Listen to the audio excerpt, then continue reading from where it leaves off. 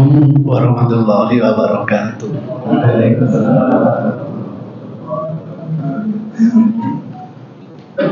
Innal hamdalillah nahmaduhu wa nasta'inuhu wa nastaghfiruh wa na'udzu billahi min shururi anfusina wa min sayyiati a'malina. May yahdihillahu fala mudilla lahu wa may yudlil fala hadiya lahu. Wa nusalli wa nusallim ala rasulil karim wa ala alihi wa sahabatihi wa man ihtada bi hadihi ila yaumiddin. Amma ba'du. Tahun 1985 saya diminta menulis risalah basmalah, hadis tentang basmalah. Sekarang tahun 2024, berarti sudah berapa tahun? Hampir 40 tahun ya. Saya tidak merevisi bahasanya biar bisa membedakan mana karya tempo dulu dan mana karya mutaakhir. Sebelum saya lulus dari Madinah, sudah menerbitkan 3 buku. 1 diterbitkan oleh Pustaka Progresif, 1 diterbitkan oleh Al-Ikhlas Surabaya, dan yang 1 diterbitkan oleh Wicaksana Semarang. Sebenarnya ada 2 buku di Wicaksana Semarang itu, karena yang kedua itu saya tidak tahu, karena baru selesai direkturnya meminta, padahal belum saya koreksi. Jadi diterbitkan atau tidak saya kurang tahu. Itu kegemaran menulis sejak jadi mahasiswa dulu. Alhamdulillah sekarang sudah hampir 500 buku yang saya cetak sendiri, saya terbitkan sendiri, saya jual sendiri. Tidak laku ya sudah. Yang mengilhami membahas hadis basmalah itu, basmalah itu bagian dari Al-Fatihah atau bukan? Itu menjadi akar masalah.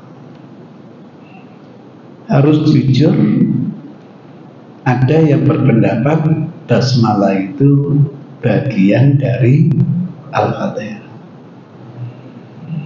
dan ada pendapat basmalah itu bukan bagian dari Al-Fatihah. Harus transparan.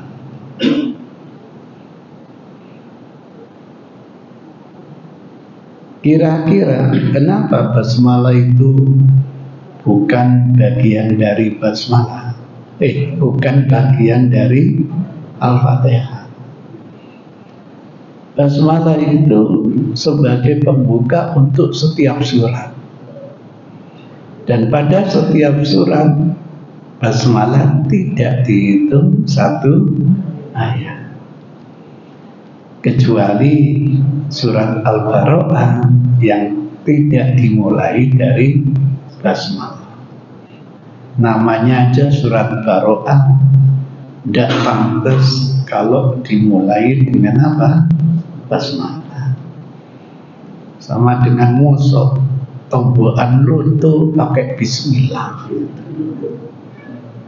yang tidak akan dapat, setan tidak ridho. Kalau diganti bismi ifrit, bismi jin, itu langsung kontak ke saudaranya di Singapura, ke keluarkan buntutnya mencoba dasi jaringan apa iblis. Nah, ya, gitu. Itu caranya. Jadi kalau tombokan tuh jangan mulai dengan apa?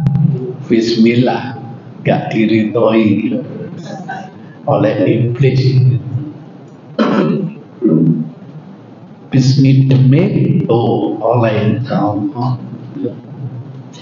Dan sudah tercantum bismillahnya di dalam surat itu, innahu bi bismillahirrahmanirrahim.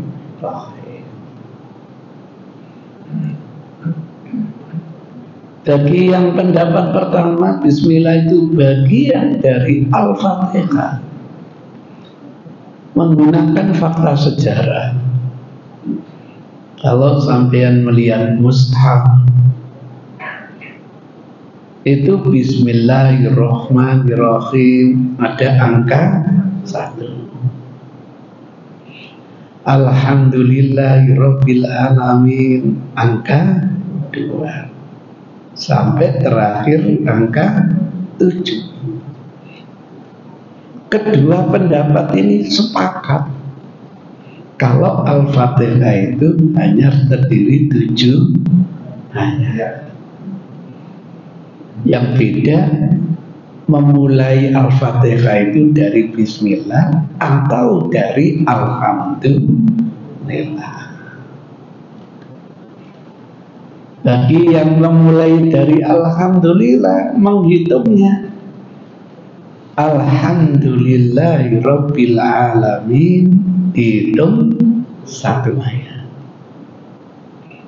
Ar-Rahmanir-Rahim dihitung 2 ayat. Maliki Yaumiddin boleh, Maliki Yaumiddin boleh, dihitung ayat ketiga. Iyyaka na'budu wa iyyaka nasta'in dihitung ayat yang keempat. Ihdinas siratal mustaqim dihitung ayat yang ke-5. Siratal ladzina an'amta alaihim dihitung ayat yang ke-6. Ghairil maghdubi alaihim waladdallin dihitung ayat yang ke-7. Tetap jumlahnya ada 7 ayat. Itu ceritanya. Terkejut belajar Al-Quran numerik. Kajian Al-Quran berdasarkan apa? Penomoran. Bagi bapak-bapak, ibu-ibu yang pernah melihat mushaf 18 baris, rata-rata itu 15 baris. Ada yang saya hitung 16 baris. Yang untuk hafalan sekarang rata-rata hanya 10 baris. Yang 18 baris, Bismillah itu tidak diberi angka 1. Angka 1-nya baru Alhamdulillahirabbil alamin. 2 kali saya ikut pelatihan kajian Al-Quran numerik, masih belum paham. Belum pahamnya itu menentukan setiap individu itu sebenarnya punya hitungan hizib. Dari hitungan hizib itu Quran menjadi jaminan untuk pengobatan atau penyembuhan dari berbagai macam penyakit. Itu yang nggak paham-paham. Kalau saya kena penyakit demam, hizib saya ini di mana, ngitungnya gimana. Itu yang belum paham. Yang menarik, kalau Bismillahirrahmanirrahim dimasukkan angka pertama dalam surat Al-Fatihah, maka jumlah kata Allah di dalam Al-Quran tidak habis dibagi 19. Kelebihan 1. Nama Ar-Rahman, kalau bismillah pada surat Al-Fatihah dimasukkan, hitungannya tidak habis dibagi 19. Sedemikian pula nama Ar-Rahim, kalau dalam bismillah dimasukkan ayat pertama dalam Al-Fatihah, tidak habis dibagi 19. Kalau Bismillahirrahmanirrahim itu dianggap satu ayat, sementara ayat yang terakhir digabung satu ayat, jumlahnya tetap 7 ayat, maka seluruh yang namanya ayat, jumlah ayat di dalam Al-Quran habis dibagi 19. Jumlah surat yang ada di dalam Al-Quran habis dibagi 19. Jumlah huruf di dalam Al-Quran habis dibagi 19. Jumlah kata di dalam Al-Quran habis dibagi 19. Kalau bismillahnya tidak diikutkan di dalam surat Al-Fatihah, itu namanya kajian Islam nomor kajian Al-Quran nomor Gus AA yang memproklamasikan itu. Masya Allah, ada aja teman kita ini yang punya kreasi. Itulah sebabnya rahasianya menulis bismillah tidak pakai alif. Mestinya kan bismillah, kan begitu. Tapi alifnya tidak ada, langsung sin. Mestinya ba, alif, sin, mim, bismillah, gitu. Tapi tidak ada alif. Karena tidak ada alifnya, sampai hitung jumlah hurufnya ada 19. Kalau ditambah alif berarti jumlahnya berapa? 20. Itu mukjizat, Masya Allah. Mukjizat. Baru kali ini saya tahu jam itu. 1, 2, 3, 4, 5, 6, 7, 8, 9, 10, 11, 12. 12 tambah 1, 13. 11 tambah 2, 13. 10 tambah 3, 13. 9 ditambah 4, 13. 8 tambah 5, 13. 7 ditambah 6, 13. Kok sial? Baru tahu saya. Itu ceritanya. Saya coba mencari dari dalilnya. ketemu misalnya hadis yang spesifik sekali,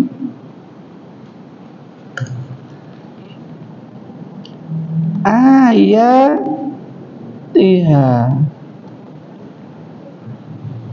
loh, oh sorry, diharapkan dulu. Ayat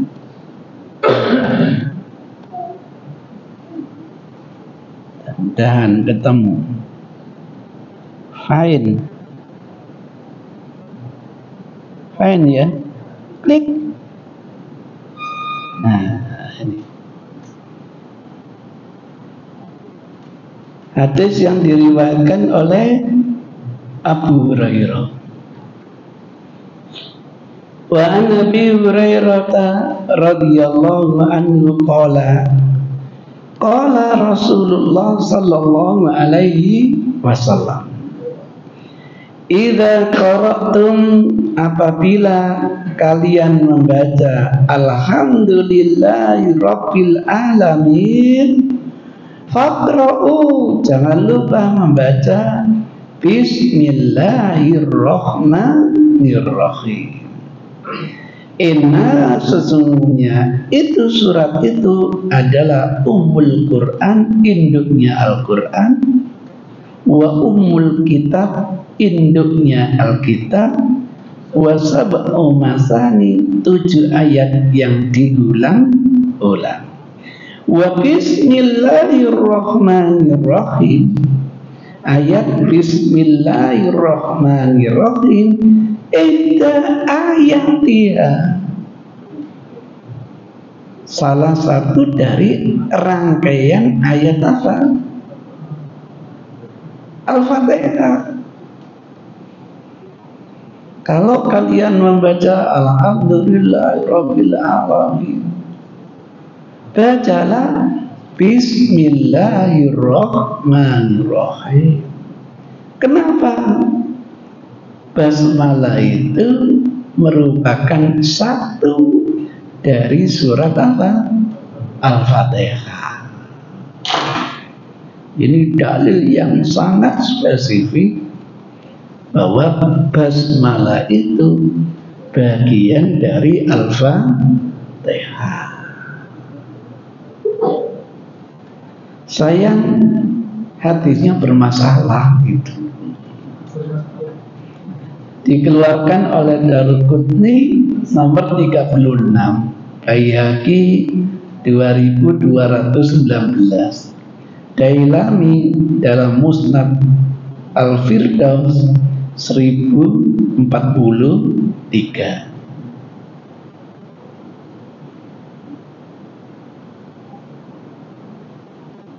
Analisanya mana?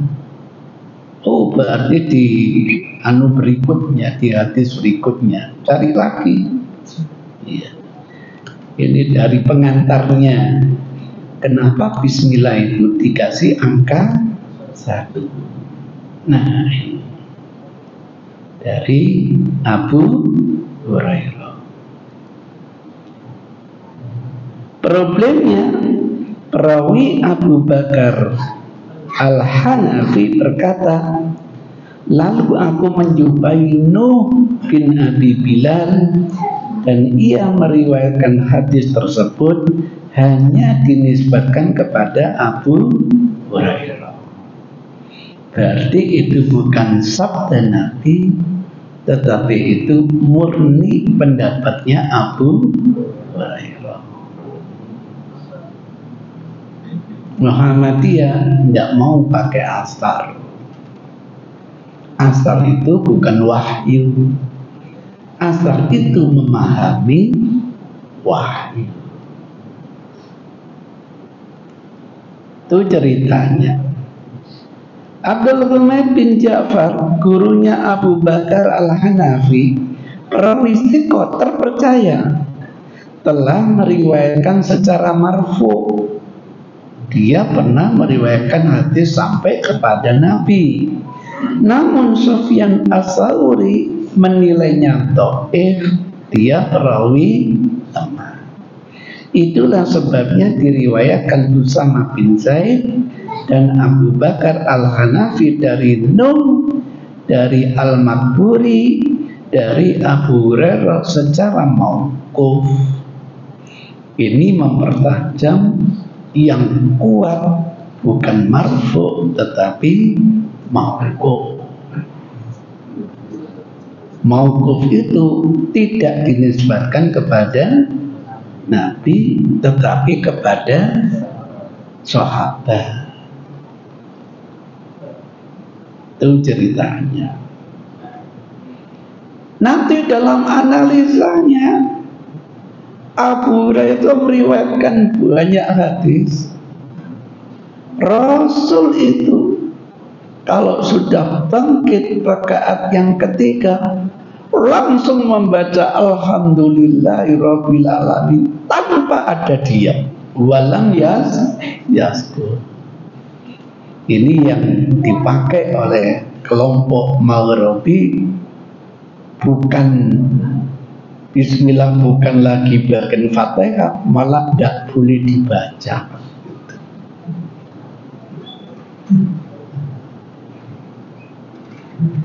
Itu yang dipakai dasar. Bismillah bukan lagi dibaca, malah tidak boleh dibaca. Hadisnya sahih.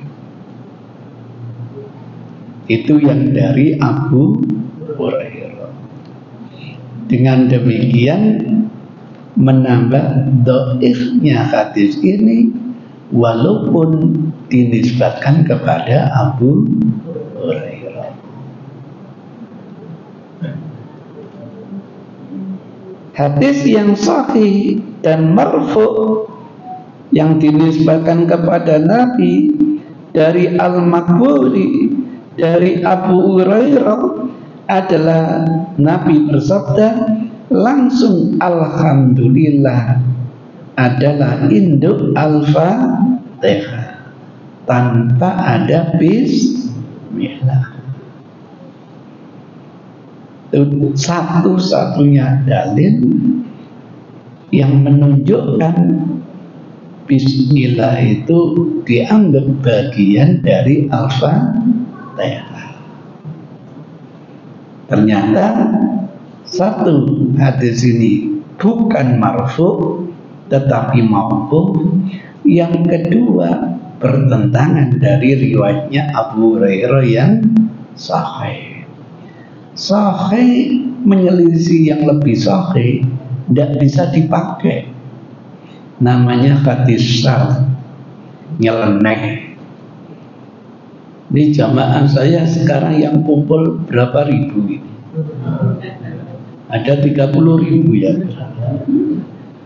Semuanya menginformasikan bulan depan tidak ada ujian. Hebat-hebat. Lah kok ada 2 orang, 1 orang. Kata Ustaz Zainuddin bulan depan ada ujian. Padahal dia orang hebat, menyelisih teman-temannya yang hebat. Hadisnya syadz, nyeleneh. Itu kalau perawinya baik, siqah, terpercaya. Kalau perawinya dhaif, bertentangan dengan hadis sahih, nilainya bukan syadz lagi, munkar. Sudah dhaif, bertentangan dengan hadis sahih, namanya hadis munkar. Maka satu-satunya dalil yang dipakai menjelaskan Bismillah itu bagian dari Al-Fatihah, statusnya bukan lagi sekarang dhaif tetapi munkar. Sebab kalau dhaif saja mungkin bisa diterima dalam kasus-kasus tertentu. Tidak ada yang sahih dalam masalah ini.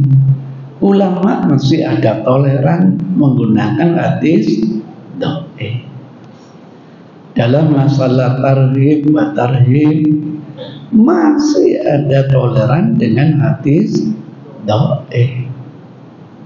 Dalam masalah fadhail masih ada toleran dengan hadis dhaif kalau tidak bertentangan dengan hadis yang sahih. Kalau bertentangan, turun mestinya bukan dhaif saja, dhaif jiddah. Lebih spesifik dinamakan hadisnya munkar.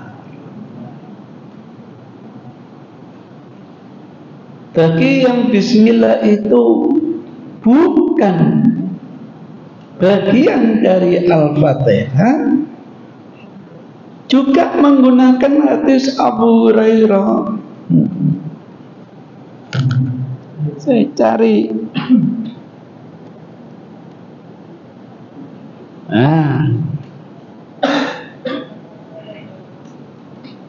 Fine. Mudah-mudahan tidak salah replace. Nah,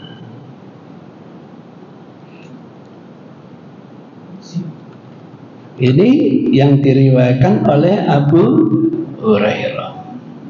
Bahkan hadisnya qudsi, dinisbatkan oleh Rasul kepada Allah. Anil Ala ibni Abdurrahman an Abi Hurairah. Sami'tu Rasulullah, aku mendengar Rasulullah sallallahu alaihi wasallam. Oh, saya besarkan ya, saya besarkan biar saya kelihatan. Ya. Ganggu.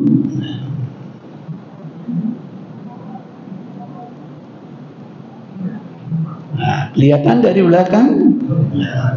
Enak gitu. Anil Ala ibni Abdurrahman an Abi Hurairah. Nah, ini sahabatnya Abu Hurairah. Sami'tu Rasulullah, aku mendengar Rasulullah sallallahu alaihi wasallam yaqul, bersabda, qala Allah azza wa jalla, Allah azza wa jalla berfirman. Ini namanya hadis apa? Qudsi. Dinisbatkan kepada Allah. Allah itu zat yang maha kudus, sehingga ulama mengkategorikan, memberi istilah ini hadis qudsi. Tidak semua hadis qudsi sahih. Lebih banyak yang palsu daripada yang sahih. Jangan kaget. Artinya apa? Yahudi itu luar biasa, berani mencatut nama sahabat, berani mencatut nama Nabi, bahkan berani mencatut nama Allah. Gak pernah tahu kamus dusta itu. Jadi bukan hanya dusta kepada sahabat, bukan hanya dusta kepada Rasul, tapi berani dusta atas nama Allah. Alhamdulillah sudah terkumpul hadis qudsi.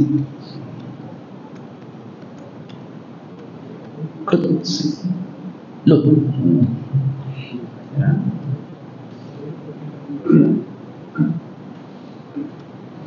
Qudsi.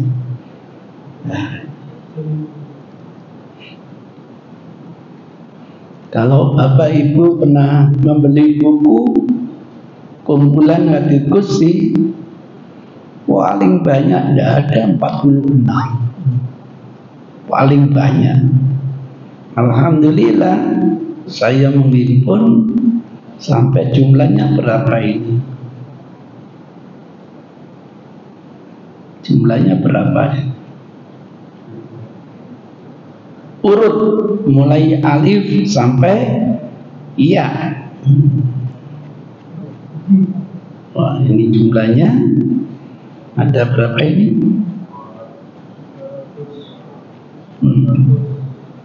Nah, ini tertib mulai huruf alif sampai huruf ya, kebesarannya. Nah, sampai yang dimulai dari huruf ya 394. Padahal yang sahih nggak sampai 100. Berarti lebih banyak yang dhaif daripada yang sahih. Hati-hati. Tidak semua hadis qudsi itu sahih. Berarti Yahudi berani memasukkan hadis mengatasnamakan Allah. Ya Allah. Di buku ini saya urut mulai alif sampai ya. Bab berikutnya saya tertibkan. Hadis qudsi tentang keimanan gede. Hadis qudsi tentang sholat gede. Hadis qudsi tentang puasa gede. Mudah-mudahan belum ada buku seperti ini. Dihimpun dari berapa referensi. Di mukaddimah saya jelaskan ini dihimpun lebih dari 108 buku. Bukan hanya kutubus sittah yang biasa dipakai oleh teman-teman. Dihimpun dari 108 referensi. Agar hati-hati ketika seseorang meriwayatkan hadis qudsi. Qala Allah azza wa jalla, inni qasamtu salata baini wa baina abdi nisfaini. Salat itu itlaqul am wa iradatil juz. Sesungguhnya aku telah membagi salat, maksudnya surat Al-Fatihah itu. Karena apa? Tidak ada salat kecuali dengan membaca Al-Fatihah. Baini antaraku, kata Allah, wa baina abdi nisfain, menjadi 2 bagian. Jadi surat Al-Fatihah itu oleh Allah dibagi 2.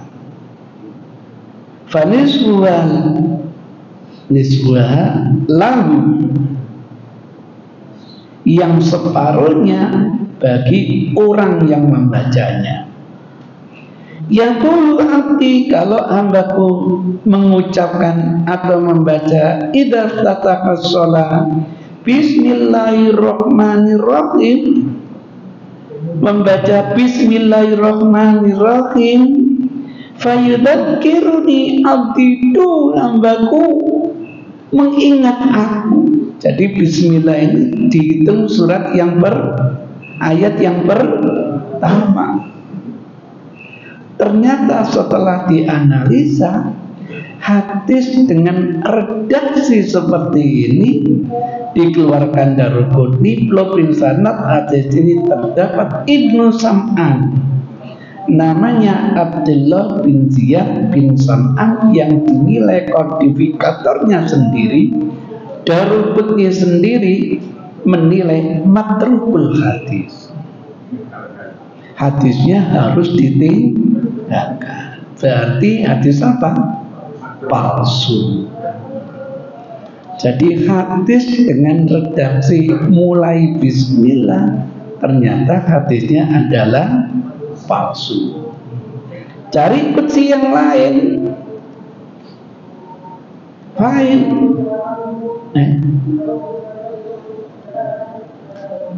Nah, cari hadis qudsi yang lain.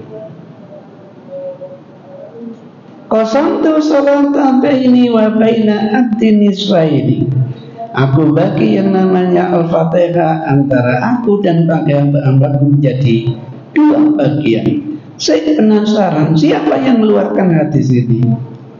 Jangan-jangan hadis ini palsu juga. Oh, dikeluarkan Imam Muslim. Berarti hadis qudsi ini sahih atau dhaif? Sahih. sama-sama mengaku dari Abu Hurairah. Faida qolal abdu, apabila hambaku membaca alhamdulillahi rabbil alamin, Allah menjawab hamidani abdi. Wa idza qala ar-rahmanir rahim, qala Allah ta'ala asna alayya abdi. Mohon kepada imam, biasakan ya kita merasa berdialog dengan Allah. Saya bisa kok membaca Al-Fatihah satu ambekan, bisa. Biasakan alhamdulillahi rabbil alamin. Berhenti menunggu jawaban dari Allah. Ar-Rahmanir Rahim. Berhenti menunggu jawaban dari Allah. Asna alayya abdi. Aida qala al-abdu maliki yaumiddin, dijawab oleh Allah majadaniya abdi. Hambaku mengagungkan aku.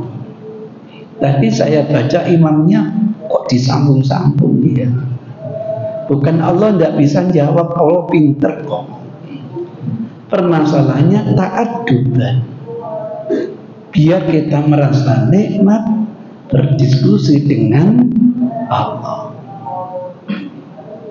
Tolong jangan dibiasakan disambung-sambung. Sehingga nanti pada ayat terakhir, jalan apa yang kita minta? Siratal ladzina an'amta alaihim. Inilah jalannya orang-orang mukmin, orang yang diridhai oleh Allah. Ghairil maghdubi alaihim, bukan jalan orang yang engkau murkai, jalannya Yahudi, waladhdallin, juga bukan jalannya orang sesuai dengan penafsiran Umar bin Khattab. Ustaz, di situ ada tanda lam. Menurut ilmu tajwid nggak boleh berhenti. Nah, itu pertanyaan saya kepada guru saya dulu. Jawaban dosen saya, sing ngei tanda lam sopo.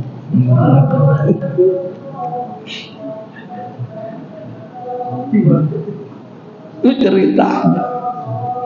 Maka Syekh Hudayfi itu kalau sampean mengeling-eling menjadi makmum, berhenti. Siratal ladzina an'amta alaihim, berhenti. Ghairil maghdubi alaihim waladdallin.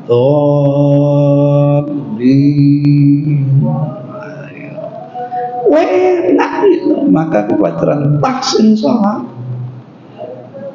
saya haruskan imam itu untuk berhenti pada setiap ayat, biar maksimal pahala yang kita gapai dari Allah Subhanahu wa Ta'ala. Merasa diskusi gitu saja, insya Allah nggak keburu-buru gitu. Bahkan ingin berlama-lama dialog dengan Allah. Kesempatan bisa ketemu presiden, ya apa carane bisa ngobrol curhat yang lama itu kepada presiden Danio, kepada Khalik Allah Subhanahu wa Ta'ala. Jadi target kita bukan sah, target kita ingin nikmat menjalankan ridho. Di antara medianya, kapan kata Rasul innal musalli yunaji rabbah, sesungguhnya orang yang sholat itu membisikkan isi hatinya kepada Tuhannya. Falyanzur bima yunaji, Dulu saya punya teman Ustaz Kiai Haji Agus Salim. Bukan hanya huruf per huruf itu, Masya Allah membacanya. Alhamdulillahi Masya Allah, nikmat. Masjidnya namanya Usisa Alat Taqwa. Disumput ya Allah. Kalau sudah imamnya takbir Allahu Akbar, Allahu Akbar, Sami Allahu liman hamidah, Rabbana ghairil maghdubi alaihim waladdallin. Itu nikmat sudah ya Allah. Kita coba, mudah-mudahan walaupun tidak senikmat Rasul, kita masih merasakan nikmatnya di dalam menjalankan ritual sholat. Terima kasih. Billahi hidayah taufik. Assalamualaikum warahmatullahi wabarakatuh.